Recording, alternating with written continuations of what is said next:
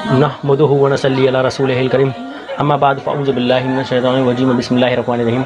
आज का जो हमारा टॉपिक है वो ईद मिलादुन नबी सल्लल्लाहु अलैहि वसल्लम। और ये शेख मुज़फ़्फ़र का कहना है कि हम जो दलील पेश करते हैं उस पर जो है दलील कुछ होती है और हदीस कुछ होती है और इस्तेदलाल गलत होता है। ठीक है सर, दलील कुछ है और नतीजा कुछ है। दलील सही है, नतीजा गलत है।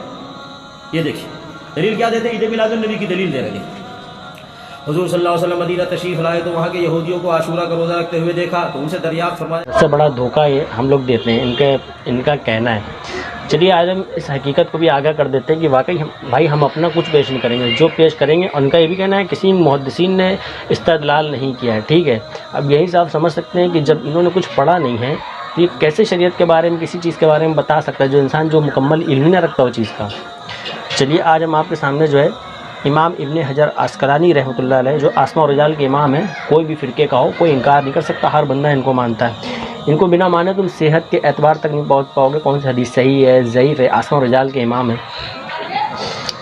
तो क्या कहते हैं, हर फ़िरके के लोग इनको बड़ा हुज्जत मानते हैं। और जो है इमाम अस्कलानी का मौक़िफ़ इमाम स्यूती ने जो है नकल करा है अपनी किताब में।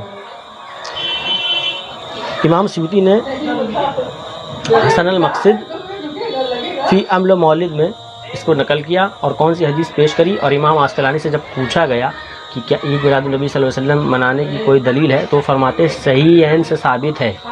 और फिर हदीस बताई और वो हदीस क्या पड़ी उसको भी हम बताते हैं।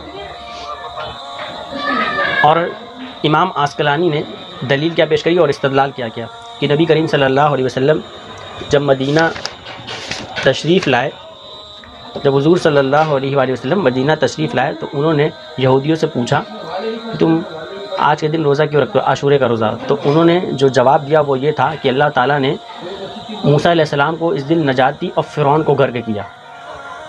ठीक है, तो इस पर इस्तेदलाल ये करते हैं इमाम स्यूती ने इमाम अस्कलानी का नकल करा जो ये मौक़िफ़ और बताया कि जब अल्लाह की तरफ से कोई खुशी या किसी मुसीबत को टाल दिया जाए तो इस नियामत का शुक्र करने और महफ़िल लगाने में कोई हर्ज नहीं है। देखिए अब हदीस से इमाम अस्कलानी ने दलील पकड़ी है, ये हमारे घर की किताब नहीं है और इमाम स्यूती ने उसको नकल भी किया। इमाम ज़रक़ानी ने भी नकल करा है, इमाम ज़रक़ानी ने भी इसको नकल करा है।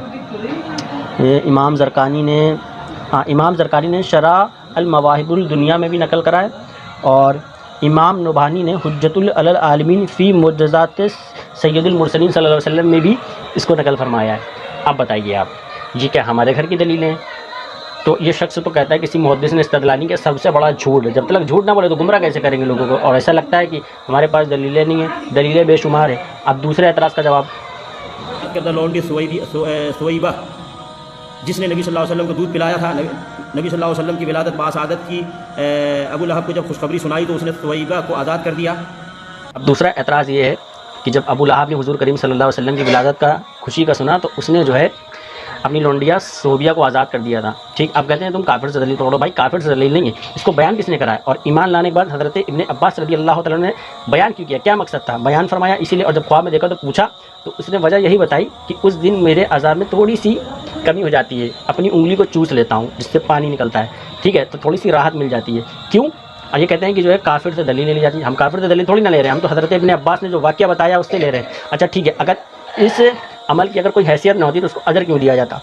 अब ये कहते हैं कि हम काफिर से दलील ले रहे हैं। देखिए इमाम बैहक़ी ने इस वाक़ये के तहत क्या लिखा है। इमाम बैहक़ी लिखते हैं और इसलिए कि अबू लहब के एहसास का मर्द नबी करीम सल्लल्लाहु अलैहि वसल्लम की ज़ात थी, उसने जो अमल किया वो नबी करीम सल्लल्लाहु अलैहि वसल्लम की ज़ात के एतबार से किया, खुशी पे, तो उसका अज्र इसीलिए दिया गया। यानी ये हदीस के नस से भी साबित है कि अगर हुज़ूर सल्लल्लाहु अलैहि वसल्लम के लिए कोई अच्छी चीज़ अगर करता है फिर भले वो काफिर हो तो उसको दुनिया में उसका अज्र भी दिया जाता है। ये सहीहैन से साबित है। ठीक है, और अब इमाम बगवी इस वाक़े के तहत लिखते हैं, इमाम बगवी लिखते हैं कि अबू लहब के अज़ाब में कमी आप सल्लल्लाहु अलैहि वसल्लम की वजह से है। ठीक है, और इमाम कुर्तुबी लिखते हैं जब नस सही में आ चुका है कि काफिर को नबी करीम सल्लल्लाहु अलैहि वसल्लम की खिदमत का सिला और अज्र मिलता है तो ऐसे मकाम पर इसे मनाया जाएगा। समझ रहे? تو انہوں نے استدلال کیا ہے کہ منایا جائے گا جب ایک کافر کو اس کا اجر مل سکتا ہے تو مومن کو کتنا بڑھ چڑھ کر ملے گا. اور یہ کیا کہتے ہیں کہ دلیل نہیں پکڑی جا سکتی. یہ جو محدثین ہیں مفسرین ہیں یہ تو دلیل پکڑ رہے ہیں. اگر ہم چاہیں تو میلاد پر 2 گھنٹہ 3 گھنٹہ بھی گفتگو کریں تو دلائل ختم نہ ہوگی. لیکن اس کے تو چند اعتراضات تھے جس کا یہ مطلب کتاب لیے ہوئے کوئی شاید کسی سنی عالم کے وہ عید میلاد النبی صلی اللہ علیہ وسلم اس پہ وہ رد کر رہا ہے. ٹھیک ہے, حالانکہ وہ رد نہیں ہے, وہ جہالت پن ہے. رد تو اب یہ ہے جو قرآن حدیث اور کیا کہتے ہیں محدثین اور مفسرین کی روشنی میں ہے. ٹھیک ہے, قرآن میں بھی بہت ساری آیتیں ہیں جس کا استدلال مفسرین نے کیا ہے. اور یہ کہتے ہیں کہ ہم اپنے اچھا جب ہم پیش کرتے ہیں تو کہتے ہیں یہ تو تم نے پہلے تو کہتے ہیں کہ لاؤ محدث کا قول دکھاؤ, مفسرین کا قول دکھاؤ کس نے لکھا, اور جب منانا پیش کرتے ہیں تو پھر کہتے ہیں ہمارے جوتے کی نوک پر ہیں. یہ ہے, بتاؤ ولیوں کی بھی توہین کرتے ہیں, کتاب کرنے والوں کی بھی یہ توہین کرتے چھوڑتے نہیں, مطلب اپنے عقیدے سے توبہ نہیں کریں گے کہ یہ غلط ہے. لیکن بڑے بڑے ائمہ محدثین کو الٹا سیدھا زبان درازی کر دیتے ہیں.